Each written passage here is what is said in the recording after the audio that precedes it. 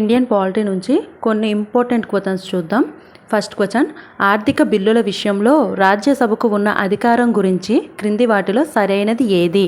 Options చూడండి. Money బిల్లును పూర్తిగా తిరస్కరించగలదు, మనీ బిల్లులో సవరణలు తప్పనిసరిగా చేయగలదు, మనీ బిల్లుపై సిఫారసులు మాత్రమే చేయగలదు, మనీ బిల్లును ప్రవేశపెట్టగలదు. ఆన్సర్ ఏమవుతుంది? ఆప్షన్ సి, మనీ బిల్లుపై సిఫారసులు మాత్రమే చేయగలదు. ఎన్ని రోజుల గడువులో రాజ్యసభ ఈ బిల్లును లోక్సభకు పంపించాలో కామెంట్లో చెప్పండి. నెక్స్ట్ క్వశ్చన్ చూద్దాం. భారత రాజ్యాంగంలోని సమాఖ్య లక్షణాన్ని బలపరిచే అంశం ఏది? ఆప్షన్స్: ఏక పౌరసత్వం, అధికారాల విభజన, పార్లమెంటరీ ప్రభుత్వం, రాష్ట్రపతి ఎన్నిక. ఆన్సర్ ఏంటి? ఆప్షన్ బి, అధికారాల విభజన. నెక్స్ట్ క్వశ్చన్, భారత రాజ్యాంగంలోని ఏ ఆర్టికల్ సుప్రీంకోర్టుకు రిట్లు జారీ చేసే అధికారాన్ని కల్పిస్తుంది? Options: article 32, article 136, article 141 and article 226. Answer ఏంటి? Option A, article 32. ఇందులో ఆర్టికల్ 226 దేని గురించి చెప్తుందో కామెంట్లో చెప్పండి. నెక్స్ట్ క్వశ్చన్ చూద్దాం. రాష్ట్రంలో రాజ్యాంగ యంత్రాంగం విఫలమైనప్పుడు రాష్ట్రపతి పాలన విధించడానికి ప్రధానంగా ఏ ఆర్టికల్ ఉపయోగించబడుతుంది? Options: article 352, article 356, article 360 and article 365. Answer ఏమవుతుంది? Article 356. Option B correct answer. Next question, క్రింది వాటిలో భారత పార్లమెంటరీ వ్యవస్థకు సంబంధించిన సరైన లక్షణం ఏది?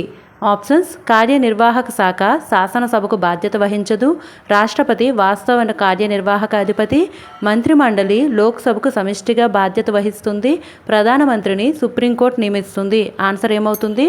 ఆప్షన్ సి, మంత్రిమండలి లోక్సభకు సమిష్టిగా బాధ్యత వహిస్తుంది. నెక్స్ట్ క్వశ్చన్ చూద్దాం. భారత రాష్ట్రపతి ఎన్నికల్లో క్రింది వారిలో ఎవరు ఓటు వేయరు? ఆప్షన్స్: లోక్సభ ఎన్నికైన సభ్యులు, రాజ్యసభ ఎన్నికైన సభ్యులు, రాష్ట్ర శాసనసభలు ఎన్నికైన సభ్యులు, రాష్ట్ర శాసన మండలి ఎన్నికైన సభ్యులు అని ఇచ్చారు. ఆన్సర్ ఆప్షన్ డి, రాష్ట్ర శాసన మండలికి ఎన్నికైన సభ్యులు ఓటు వేయలేరు.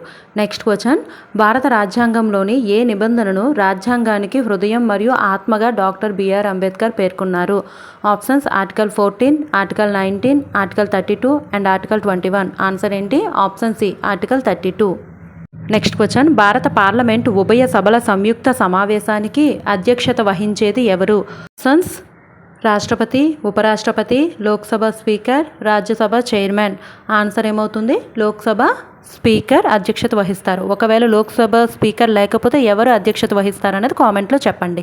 నెక్స్ట్ క్వశ్చన్, ఒక బిల్లు మనీ బిల్లు అవుతుందా లేదా అనే విషయంపై తుది నిర్ణయం ఎవరిది?